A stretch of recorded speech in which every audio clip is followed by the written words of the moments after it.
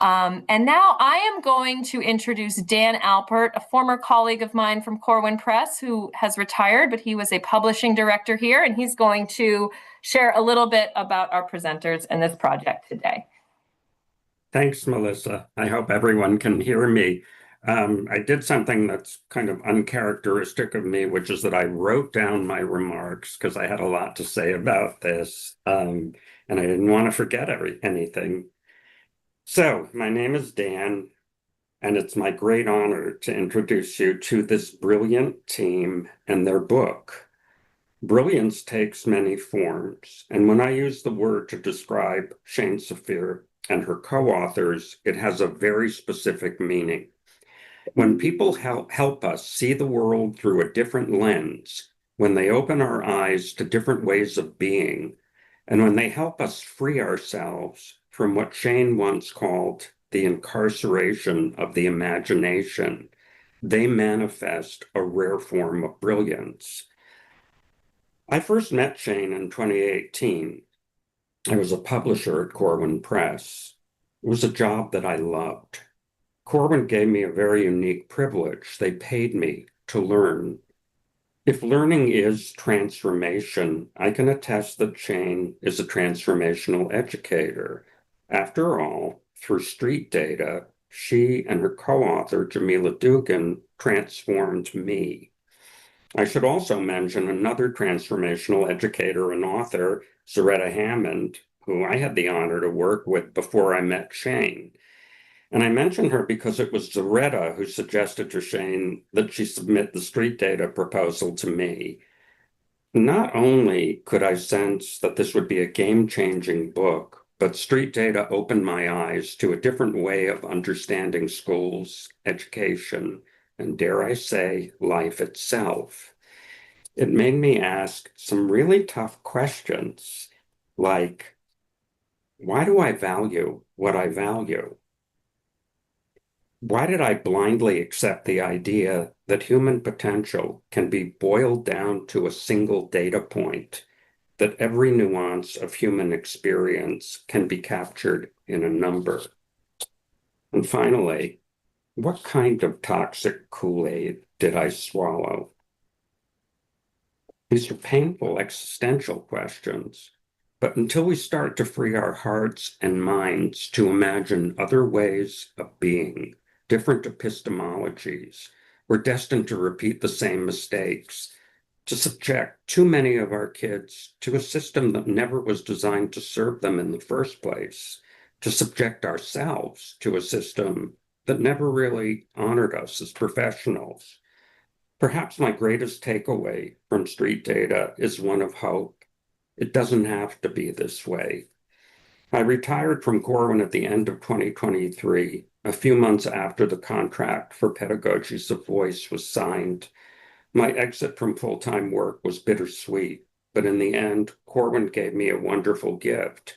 They hired me to serve as a freelance development editor and offered me the opportunity to partner with this amazing team. For those of you who have read Street Data, you probably remember a chapter called Redefine Success Toward a Pedagogy of Voice. When I first read the draft, I remember thinking this chapter contains the seeds of an entire book. See, I believe that the magic key to the transformation that we all yearn for is close by. It resides within classrooms, within our students. If we can liberate our students and ourselves from the toxins that immobilize us, from a system that only values compliance, from a system that wants to erase our students and silence the professionals who serve them, if we can find the courage to sit in the learner's seat and share our power with our students, to give them voice and to allow them to become our teachers, we are on the path to true liberation. The Pedagogies of Voice is the product of a collective, a coming together of hearts and brains. Shane assembled a phenomenal group of wise and compassionate educators who embody the principles of transformative pedagogy. This collaboration has been the stuff of dreams, and like Street Data, this book has transformed me. To Shane, Marlo, Sawsan, and Crystal, thank you for trusting me with your precious baby. To Jennifer Gonzalez, thank you for writing a wonderful foreword and for your advocacy. And to all of you who took the time to join us, thank you. I have every hope that your interactions with this book and with this author team will be as rewarding for you as it has been for me.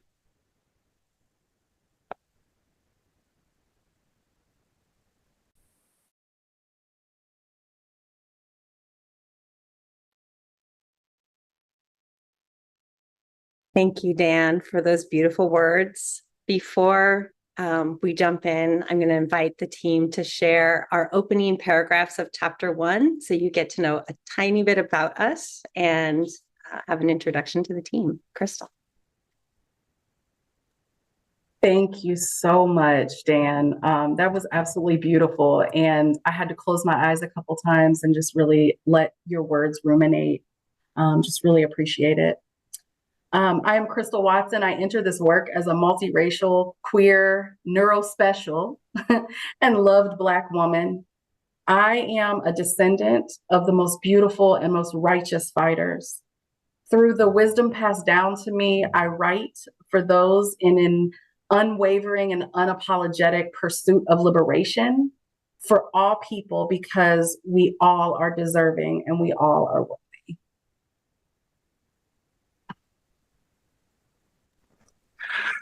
I'll just say my tears are an indicator that our ancestors are here, and they just fell right now. So that means they're here with us. Thank you, Dan, for that introduction.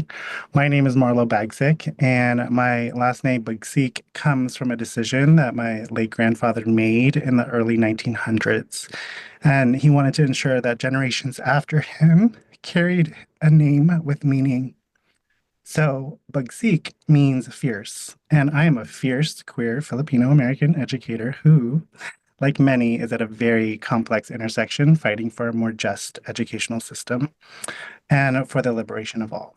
But I move through this world believing, carrying my Lolo Lopez words when he once said, "A rosy tomorrow is just around the corner." I have all the feels right now.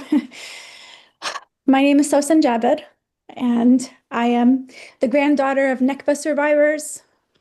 With the ongoing devastation in Gaza, over 500 days and 76 years, and the West Bank, my identity and voice as a Palestinian mother and a scholar activist feels more complex than ever. I find strength in my roots and the resilience of my ancestors, embracing my role as an educator to sow the seeds of justice and critical awareness in the next generation. Through language and literacy, I empower all of my students to question, advocate, and create a future that honors liberation. Thank you, beautiful colleagues. And I am Shane Safir, and I joined this journey as a queer white woman of Jewish and Irish descent. My last name, Safir, means a scribe in Hebrew, inspiring me to narrate stories of possibility. I am a work in progress, striving to decolonize my writing, my work, my leadership, and my heart. And it is an honor, a deep, deep honor to walk alongside my co-authors as we commit together to the liberation of every child and every adult in our school system. In a moment, I'm going to walk you through a guided visualization to just picture and feel the ethos of this book. But before I do, I want to acknowledge that I am today not at home in Oakland, but in San Diego on the unceded ancestral homelands of the Kumeyaay Nation, who have lived in reciprocal relationship with this land since time immemorial. I honor their sovereignty, resilience, and deep systems of knowledge. And we support efforts to rematriate lands that have been disrupted or displaced through colonization, and recognize the land tax as one meaningful step toward accountability and redistribution. And I just want to invite everybody to pause and reflect on the lands that you're gathered on, the first peoples of those lands, and to consider how each of us can learn more and do more to walk in solidarity with these communities. I also today feel called to acknowledge the humanitarian crisis in Gaza where, according to the United Nations, over 93% of children are facing crisis levels of hunger or worse due to restrictions, severe restrictions on access to aid. And as people of conscience, it is our sacred duty to protect the lives of every child on this planet. This is not a partisan issue, but a call to our shared humanity and responsibility. So, as we begin, I want to invite you to perhaps close your eyes or find a soft gazing point and take a first really deep breath, perhaps of this hour, and let your body settle in time and space as I walk you through a couple of images.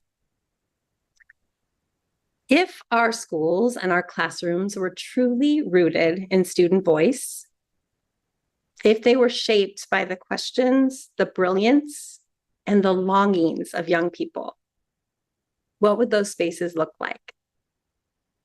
What would it sound like? The rhythm, the pulse, the buzz, the energy. What would it feel like in your body to enter that kind of learning space? What would it smell like, taste like, maybe something warm, familiar, something you've never encountered before? Linger there and witness learning spaces that are oriented and organized around student voice and agency. This is the hope and the heartbeat of this book, that we might, across the globe, in partnership with all of you who are here, and we're 264 people strong from every corner of the globe in this space, begin to awaken classrooms that are rooted in pedagogies of voice, which in the book we define as our ways of being and specific moves that we can make every day, every single day, that awaken student voice and agency and intellectual development. And we also connect pedagogy of voice to street data through this idea that it is an approach to addressing inequity by centering learners who are most marginalized, right? Who are most at the margins of our classrooms. So I want to talk a little bit about the backstory of this book. Dan mentioned some of it, and I want to humbly have the honor of introducing the three incredible co-authors on this project. So as Dan mentioned, Pedagogies of Voice was born out of chapter 5 of Street Data, which laid out this sort of North Star of student agency, as well as the footpath towards student agency of a pedagogy of voice. And you might notice, if you've read Street Data, that the agency framework is slightly shifted in our book, with the third domain in Street Data having been called mastery, and in this book being called inquiry, which you'll learn more about soon. That chapter, chapter 5, also contained a simple guiding principle that equity work is first and foremost pedagogical. Right? That what happens in the 6 or 7 hours that children are in our learning spaces in our classrooms is the point of impact, in many ways, the most important thing that we can change and transform. And as Street Data gained more and more traction in the field, it became clearer and clearer that people needed more guidance to figure out how to bring this idea to life and how to really design daily learning experiences that were rooted in student voice. So the truth is, y'all, that I wasn't sure I wanted to write another book. That is the honest to God truth. Writing a book, for those of you who write, is pretty exhausting. And rather than jump into that, what ended up happening naturally is a series of focus groups with teachers from across North America, about 25 to 30 teachers in 5 focus groups, starting with a request for proposals. Many of you in this space were a part of those focus groups 2 years ago. And we got 140 people interested in talking about their hopes and longings around student voice and agency. And around that time, the incredible team behind this book began to form. And so I want to tell you about these 3 human beings who've helped to shape this project with me, how we came together as a team, and now really as a family who care both for and about each other. And the story of this team is just rooted in a rare alchemy of people, timing, and purpose. So let's start with Marlo, who I met first. Marlo is and was a teacher leader in San Mateo Union High School District in the Bay Area, where I was helping from 2021 to lead a multi-year equity initiative with my friend and colleague, Joe Truss.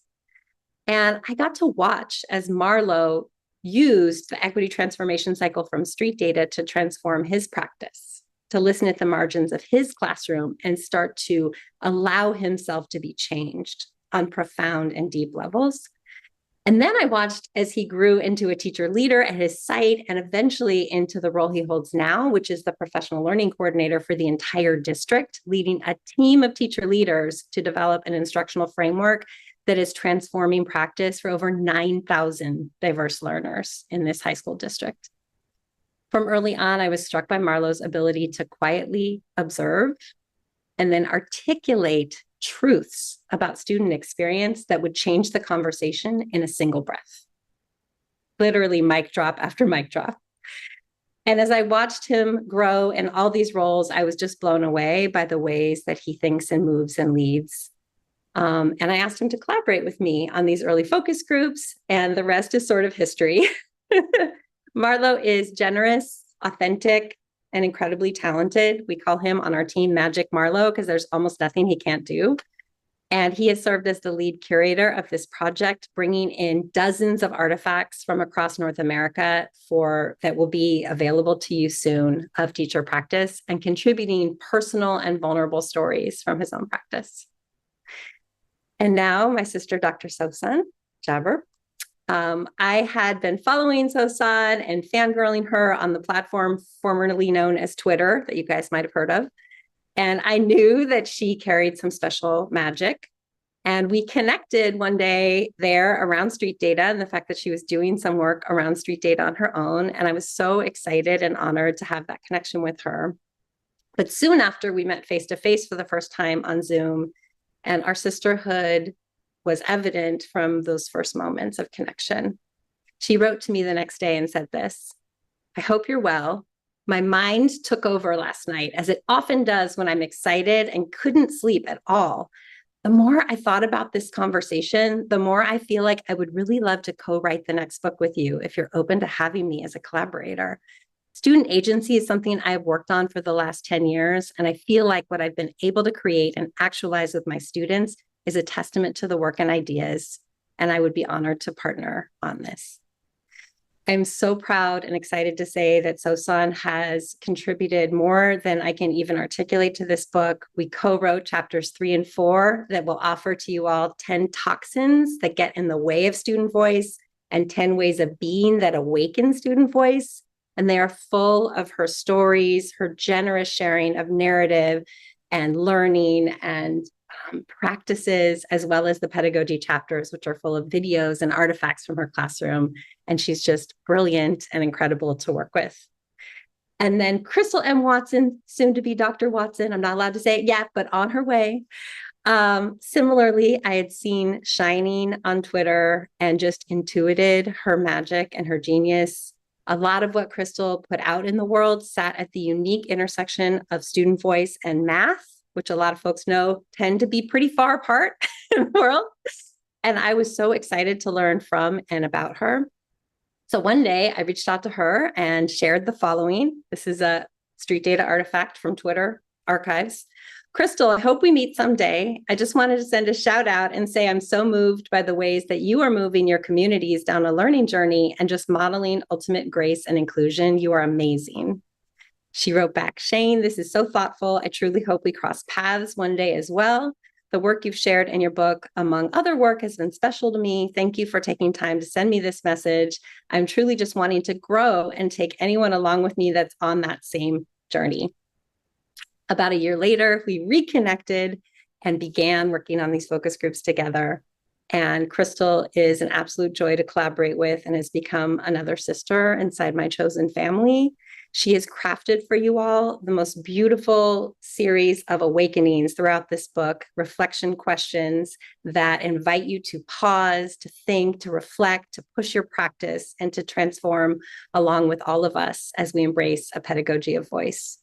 And in addition, she's contributed incredible artifacts from her teaching practice as a math and STEM educator, like a geometry transformations unit tied to gentrification, a safe cities project, just dynamic and beautiful pieces of work. So hopefully that gets you a little bit excited to get to know the three amazing humans who shaped this book with me. It's been such a gift to walk alongside them and work with them. And what we want to do with the remainder of our time is just give you a little bit of like some highlights from the book, starting with this why a pedagogy of voice, why now, and really beginning with the voice of our foreword author and ally and friend, Jennifer Gonzalez. Hi, I am really, really honored to be sort of brought in to, I don't know, just sort of share this with everybody. And this is such an incredible group of authors. It's such an incredible project.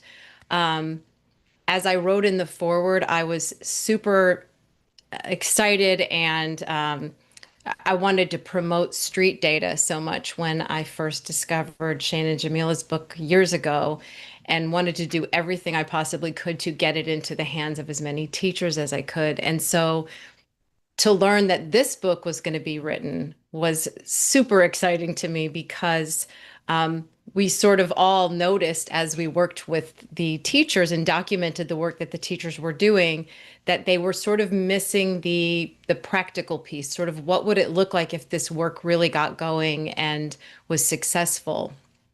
And so what I want to share with the people who are in attendance right now, and also I'm just so moved by how many people are here from all over the world, is three reasons why I think that this book really matters and should be on every educator's shelf.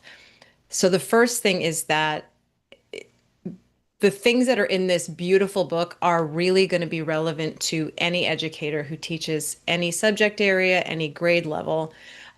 There's really nothing in there where a person would see it and say, oh, well, that's not for my subject area. It really would work for anyone who teaches anyone. So that, first of all. Second, and this is a piece that's always so important to me in the stuff that I try to share, is that it's very practical. There are just so many applicable ideas. And the way that these applications have been packed into this book is incredible because not only is it in the words on the pages, but then there are QR codes that will send you out to more stuff, more multimedia and video so where you can really, really see it in practice. So it answers the question over and over and over again of what does it look like when we're really, really doing this work well. And third, and I think probably most significant, and I also think that maybe as you all were writing this, you didn't even realize how significant it would be now. But we are in such a time full of harm that is being done to so many people who are living in the margins and also people who are trying to push back against that. And it's almost impossible to even account for all of the harm that is being done and that is being attempted to silence people. And so I think that people who want to push back on that are feeling kind of paralyzed right now. How do we do this? What do we do? And this book, I think, is one really beautiful answer to that question. One of the things I've been trying to do lately is share resources with teachers that allow us to do the work that would normally be labeled as DEI in a way that maybe is more subversive or just wouldn't necessarily set off any alarm bells.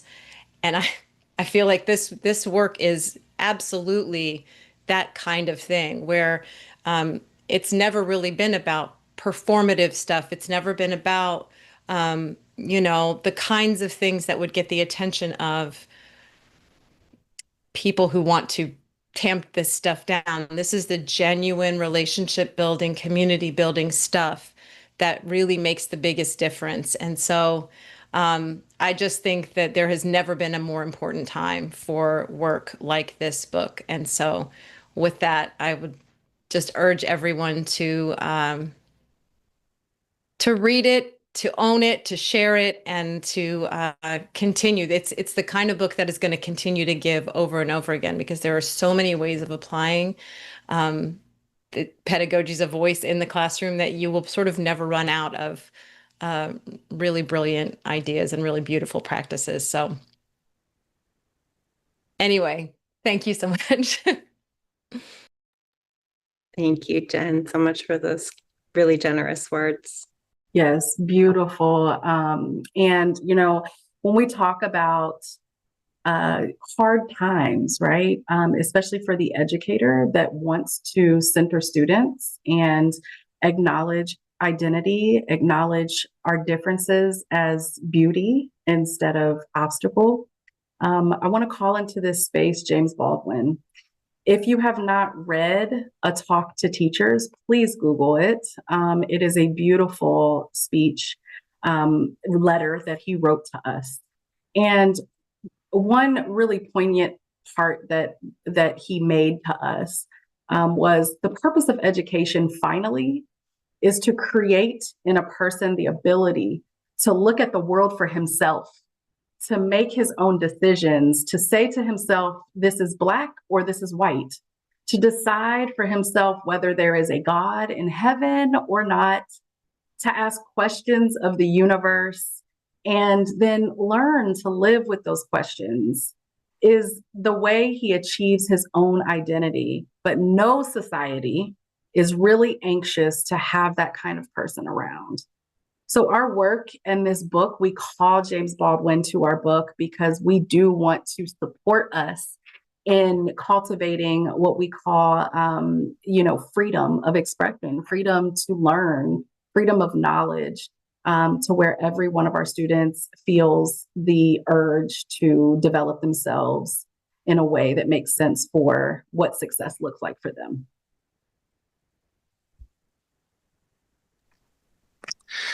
All right. So if you're in behind this screen in this virtual space, I just want to take care of us a little bit somatically. So let's just do a collective breath in and invite you to do that through your nose this time. And this is just to further align our heart rhythms together in this space. Take as many as you need.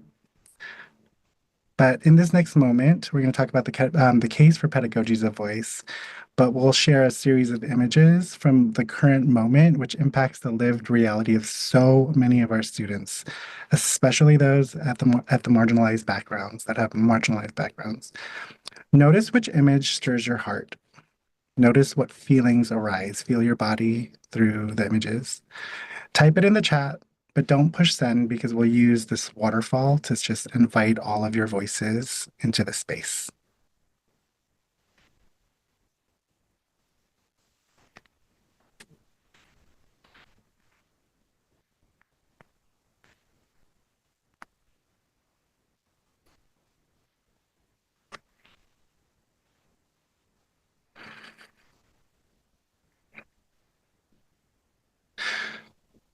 And we offer up this awakening that we spoke of is which image stirs your heart, what feelings arise from you.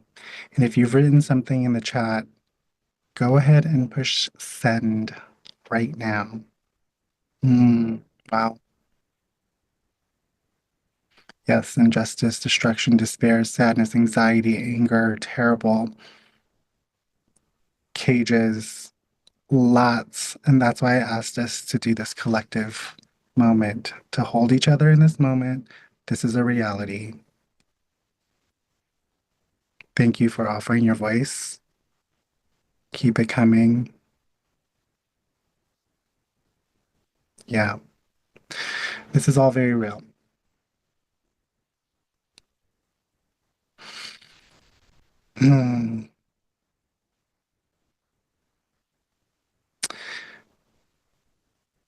Well, what I wouldn't want to do is turn away from the realities, but now offer you what we're offering up in this book.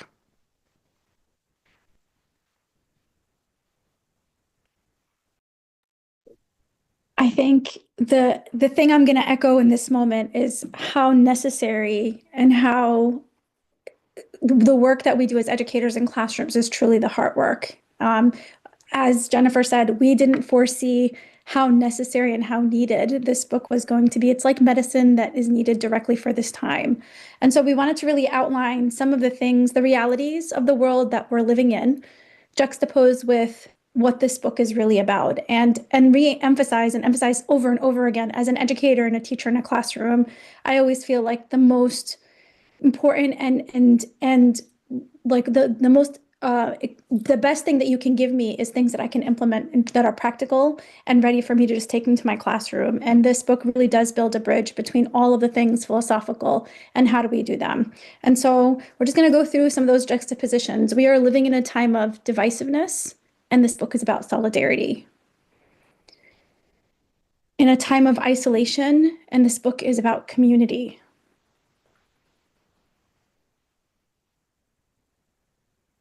In a time of silencing, and this book is about voice. In a time of suppression, and this book elevates truth and centers truth.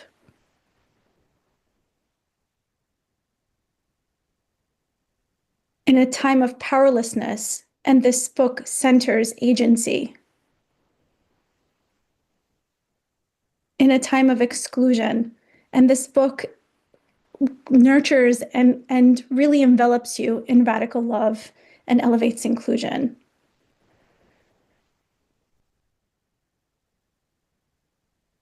And so with that, we approach this book with an abundance mindset, and we hope that this book helps to cultivate classrooms and schools and educational institutions that are rooted in saying to kids that we are creating spaces where the space itself is saying, this is your space. And we welcome you into this space, every part of you, and that we love you, right? And so we're going to think of that from an abundance mindset where we're acting from a very deep understanding that our students come with so much when they walk into our classrooms, and that those funds of learning are what we need to be centering and elevating. The abundance is grounded in honoring the gifts that our students possess versus the things that they don't know or they cannot do. And when we ground those things, then we're creating space for those students to really bring their full selves into the classroom, and we're enveloping them and nurturing them so that we can build whatever learning needs to happen based on who they already are and what those gifts are that they bring into the classroom. And that looks different for every classroom and every space. And so with that, we're going to introduce to you the 4 domains of agency and those pedagogies that really awaken that agency. And we're going to give you examples of some of the ideas that we want teachers to hopefully take into their classrooms that we believe to be super transformative, because they're tried and they're true. They're not philosophical. We're literally bringing the classroom into the classrooms from all over the country into this book. And so the framework again, right? Agency at the center, the domains of identity, belonging, inquiry, and efficacy. And the first one is identity. And the credo, every domain has a credo, and the credo is every part of you is welcome here, even those without words. And I can't tell you how I would have loved to hear those words as a student throughout my career as a student. And this domain is centered on 2 main pedagogies, which are storyorientation and microaffirmations. And I'm going to be talking to you about storyorientation. Because through storyorientation, we invite learners to share who they are in varied and dynamic ways. We invite you to remind yourself that stories have always been an effective vehicle for teaching academic content, and this approach can absolutely be integrated into every discipline. And I think that that's one of the beauties of this book, is that we represent different disciplines, different age groups, and we've worked and have expertise in all of those areas, and we're very intentional about making sure to include voices from all of those disciplines. If our classrooms are going to become places where they're fields for adulthood and life, then we must infuse them with the orientation of story.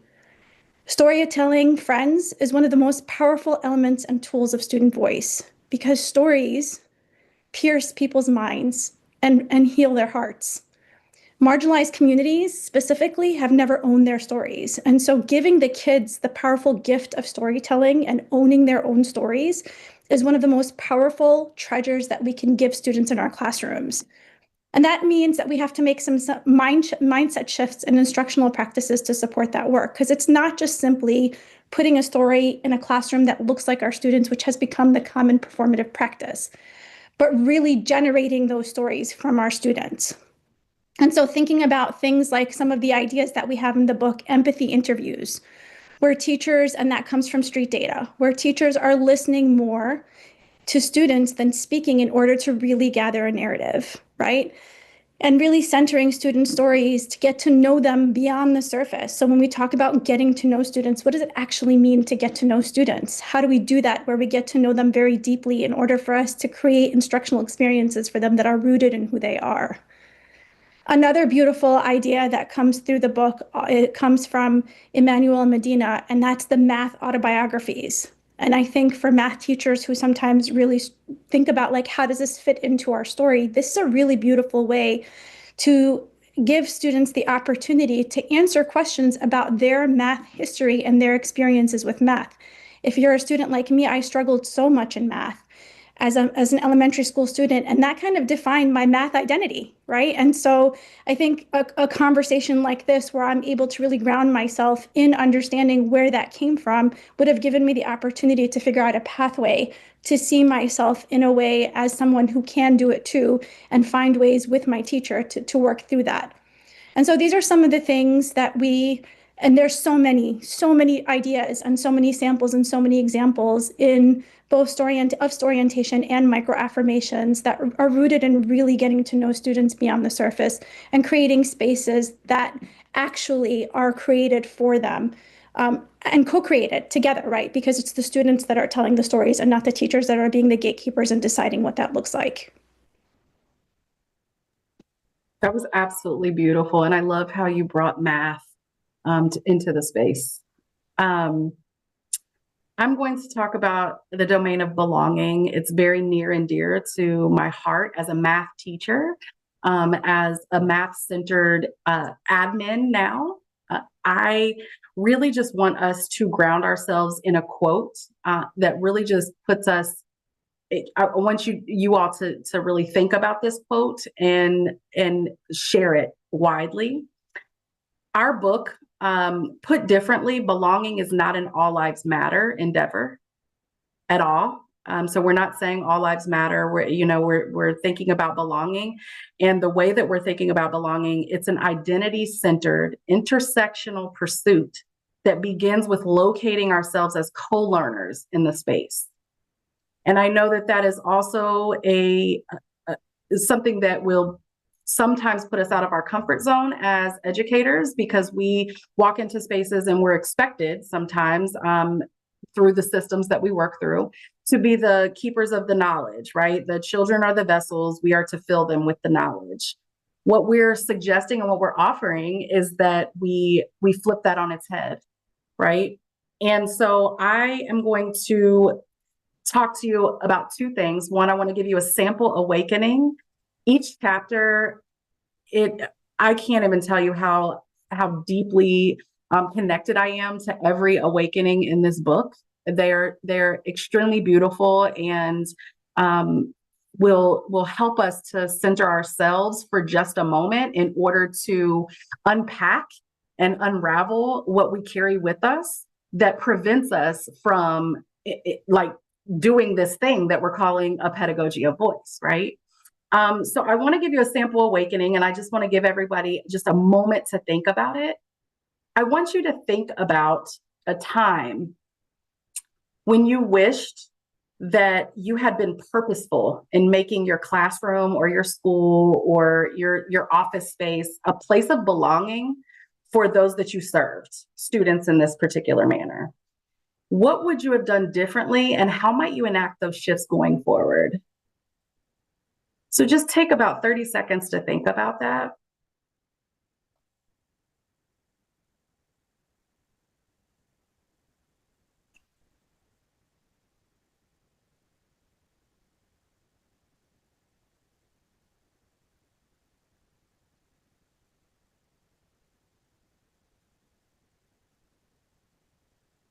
If you have thoughts, please share them in the chat. This is truly a community. This is collective work.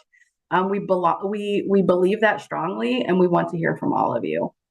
I want to, as we keep going on with these awakenings throughout our book, we also talk about, again, in each domain, there are multiple ways that you can engage within that domain. One of the ways that you can engage in the belonging domain is through circles. And I want to make sure that I elevate the fact that we're not talking about just the shape of a circle, sitting in a circle and talking, right? There are things that we outline within the work to talk about what does a circle entail, right? So some of the things, for instance, might be that you're speaking from your heart when you're in a circle with your students. You're curious and you're open. Even as the teacher, as the person that is supposed to be the keeper of the knowledge, or the person that is the teacher, right? We are also the learner in the circle. We are to be curious and to be open. Like I said, we're going to call in, not out. So students are able to call each other in and throw sunshine, right? Not shade, sunshine. I love that part. And one mic, one voice at a time, whether you use, a artifact to throw around, or however you set that up. And taking space and making space, right? So allowing our students to understand that space is made for them and they belong there and their voice matters. And then also allowing them to also see the stories of others, bringing back that storyintation. So for circles, we want to make sure that we're very conscious of intent versus impact in this space. And so in the book, we give lots of examples of how you can facilitate circles, you can set them up. They might be about content. They might be a circle that kind of talks about you're just talking and listening to each other. Maybe it's a restorative space. It's a community circle. There are tons of types of circles that you can do, and they can be done across content. And so in our work, we center a lot of voices from educators, which is the best part of the book, in my opinion, right?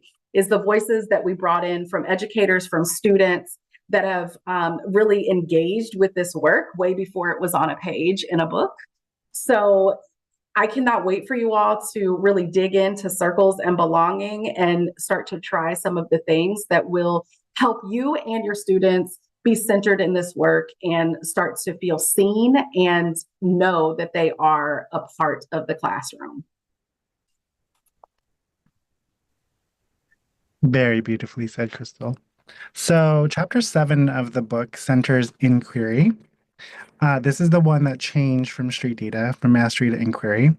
It's here that we believe and tell students the credo, your ideas matter here. An inquiry-centered classroom, as it's written in the book, follows a simple yet powerful rule. Resist the temptation to tell a learner something they could figure out on their own. I know, y'all, you're like, what? Just resist it. They could figure it out. And the two focal pedagogies we offer are questions over answers and feedback over grades. For the sake of time, I'm just going to really focus on one of the pedagogies, which is questions over answers.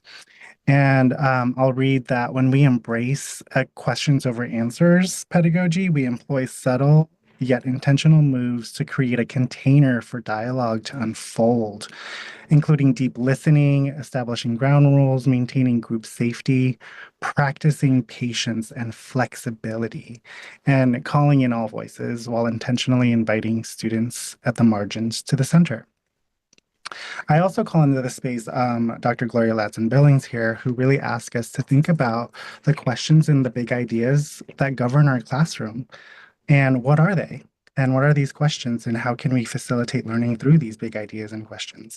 And so for me, I'm going to offer up a story that's in the book. It's a practical example that I share about my own learning experience. And that's my 11th grade environmental science teacher. I'm an English background teacher, by the way, so I teach English, but really lift up that classroom because it was in her class that I experienced a learning space that centered students' curiosity and interest. I remember learning about environmental justice by means of inquiry. She led with questions and allowed us to uncover a multitude of responses to real world problems. Our culminating project at the end was to actually investigate our communities and discover what harm is being done. And in collaboration with my partner at the time, I uncovered that dry cleaners were hotspots for pollution. So our project was to interview and actually go to these places and offer up different types of solutions and then report back to our classrooms. And so that to me had been the most pivotal, like important moment in my learning career because it really positioned me to be like that researcher or that person to find the answers and actually share. And I felt I felt a lot of agency in that project. But the inquiry here for us all begs to ask what kind of world would we be living in if all classrooms, not just some, used inquiry to invite student agency and voice to flourish. And I will tell you, our book baby, soon to be born into this world, offers an abundance of strategies with two of the focal pedagogies. And I'd like to say that actually the entire book was designed using an inquiry stance. And Crystal's Awakenings to our signature learning design tool that we offer up has sets of questions in each of these domains to have you dive deeper into the pedagogies, into your practice, hopefully unfurling and blossoming the possibilities that await you. And that's for you to uncover and for your students to do it as well. So we're really excited for you to explore all of them, all the domains and the pedagogies too. Thank you, Marlo. Beautiful. Chapter 8 is about the fourth and final domain of agency, which is efficacy. And this chapter revolves around two pedagogies that awaken students' sense of self and collective efficacy, which are making learning public and reflection and revision. And it begins with the credo you see on this slide that's telling students, communicating to them every day, you can make a difference around what matters to you. In this chapter, we make the argument that for students to feel a sense of efficacy and agency, our classrooms must become rehearsals for living, a term coined by the scholars Leanne Simpson and Robin Maynard. And this chapter offers concrete and practical ways to reimagine, in particular, our assessment around student voice and agency, tethered to these four domains, from daily micro practices to system-wide redesign and reimagination of assessment. And we also offer protocols for revision and reflection with learners that communicate that no piece of work is ever done with an underlying value and principle of iteration as a core facet of really teaching for equity. And I want to close this piece with a little bit of a risk-taking inspired by my friend Leona Prince, who I believe is here, just reading the story that opens this chapter, which comes from my own parenting and a moment that I think really kind of encapsulates what the whole agency framework is about, but definitely this piece around efficacy, and then we'll move to close. It's a hot summer day as my son Maximo and I ride our bikes along the Bay Trail, a cool breeze dancing off the water. As we approach the warehouses of Richmond, California, my mind wanders to Richard Rothstein's The Color of Law, which begins right here. As the weight of this history mixes with the dense summer air, my mind drifts further back to 1901, when my own great-grandmother, Gertrude Joyce, was born just 12 miles south of here in West Oakland, where a post office now stands. Gertrude, or Gar, as I called her when my toddler mouth could only shape one syllable, was the 9th of 12 children, born into a recently immigrated Irish family. The kids slept 4 to a bed in their humble abode, alternating feet to head. Her youngest sister, Cyrene, was born in 1906, a few months before a catastrophic earthquake shook the ground and pitched the baby across the apartment, causing a traumatic head injury and instant death. When I interviewed my great-grandmother in 1996, she choked up detailing the tiniest coffin you'd ever seen.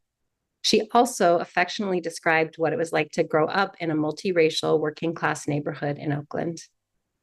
Looking around me this day, these layers of history seem at once buried and present, invisible and yet shimmering through the rays of sun. Maximo and I glide past vibrant wetlands, watching birds take flight above bay currents, and I can sense the land here before colonialism, before settlement and genocide, and the severing of our relationship to so much that is alive and breathing. I can almost see these Ohlone lands where the relationship between and among living beings was quite different from today. Suddenly, I noticed the pavement pass beneath me like a conveyor belt, jolting my mind into the current moment. And I accelerate to catch up to my son, asking, as I often do, "What are you thinking about?" "I'm worried," Maximo says to me, a trace of anxiety in his voice. "Why, my love?" I ask him. "What's on your heart?" "Everything," he replies vehemently, invoking the upcoming American election as a starting point for his worries. "Corruption. No one has faith in our government. The taxes don't go where they're supposed to. Our schools don't have enough funding. Divisiveness," he sighs. I pause to take a deep breath as my legs revolve the bicycle wheels toward our turnaround point. Maximo's voice is just one sample, but I'm struck between infantilizing narratives about how young people aren't ready or capable of grappling with hard questions about the societies in which they live versus this stark street data right in front of me. Unprompted, this is what my 15-year-old is thinking about. Existential questions about our social and political realities on a leisurely summer bike ride. What does it mean to be an ethical human in this moment? I ask him, but his amygdala is too hijacked by the turbulence of the world to think big picture with me now. "I can't think about that," he says. "There's no safety." "Stay here and dream with me, Maxie. How can young people develop a sense of efficacy amidst all of this?" We begin to imagine together. We talk about what awakens hope for us and what sinks us into despair. We talk about movements past and present that have transformed society and its balance of power. And we reflect on the kinds of classrooms that give rise to a feeling of agency in learners, a sense that not all is lost and I can make a difference, even on the smallest scale of my classroom, my school, my block, my neighborhood. He pushes my thinking about the role that classroom dialogue can play in this vision. We don't arrive at answers, but the conversation changes something in me, reinforcing what I've known in my gut as I write this book. Our kids are thinking about these things, whether we are ready or not.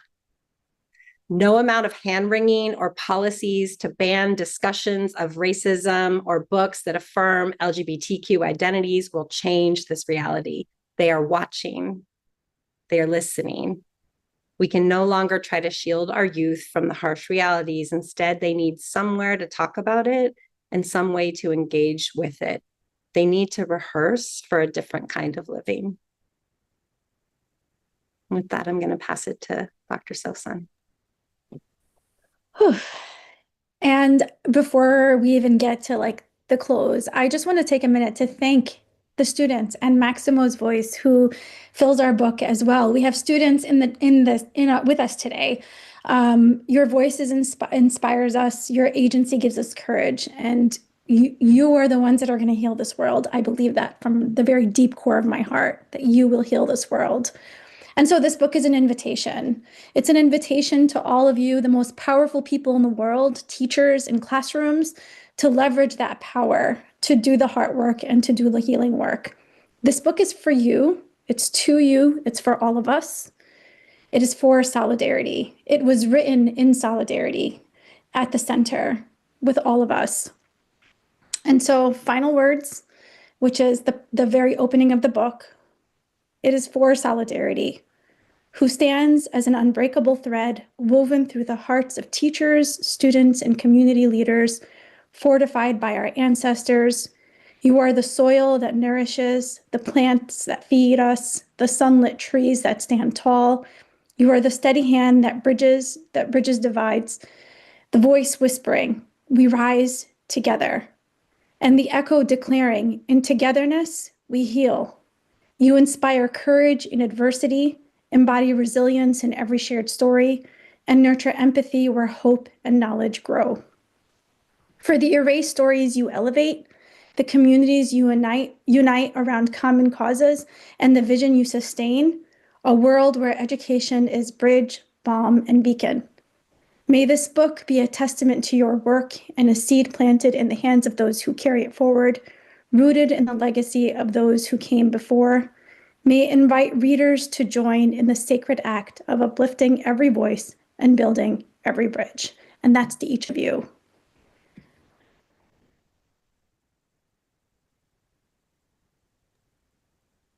Oh, so we invite you. This is a very personal invitation to engage with us in two ways. We do have a newsletter, Street Data, Pedagogies of Voice, all of the things are in there, straight from our beautiful sister, Shane. And we want to engage in author-led book studies. If you are interested in hosting a book study, whether you are in higher ed, whether you're a teacher in the classroom and you want to get with your other teachers, please let us know via the QR code, and we would love to engage with you and your book study. It is very important to us. This work is needed. I just want to make sure that everybody takes away that we want you to be hopeful. We want to reignite that passion for teaching, the passion for creativity as a teacher, passion for creativity from our students, and love. We leave you with love. Beautiful, Crystal. Thank you. And in the words of Septima Clark, pioneering educator and genius who is in chapter 1 of this book, to whom we pay homage, I believe unconditionally in the ability of people to respond when they are told the truth. We need to be taught to study rather than believe, to inquire rather than affirm. So we send you off with love, affirmation, and inquiry. And I'm going to turn it back to Melissa. This was an amazing session, and I just want to thank you all so much for what you've offered to everyone here today.